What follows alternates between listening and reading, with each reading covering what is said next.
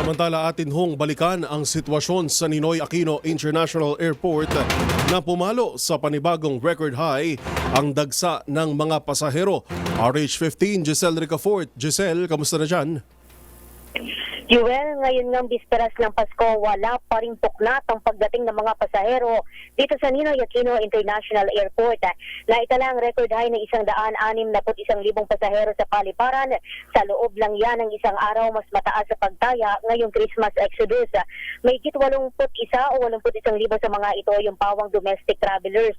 Ayon sa pamunuan ng Manila International Airport Authority, mas maraming pasahero ngayong Kapaskuhan kumpara noong nagkalipas na taon. Marami pa rin tayong kababayan ang umahabol pa uwi sa probinsya, kagaya ng pamilya ni Ate Angel na magpapasko raw sa Boracay.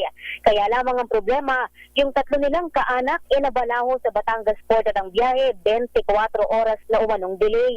Pakinggan natin yung bahagi ng ating panayam. Papunta kami ng Boracay ngayon kasi family bonding. Ayun, kaya kami 24 nag-decide kasi ngayon na talaga nakumpleto yung family kasi kahapon may mga work pa. Yung iba naming family nagbabarko nga lang kaso na-delay sila dun sa may Batangas Port. Inirereklamo ngayon ng mga pasahero sa nasabing daungan ang kawalan umano ng sistema, kaya siksikan at tulakan ng mga biyahero papasok ng pantalan. Sinabi ni Batangas Port Manager Joselito Sino Cruz na karamihan sa mga biyahe ang fully booked na, partikular yung malalayong biyahe gaya ng Parumblon at Katiklan.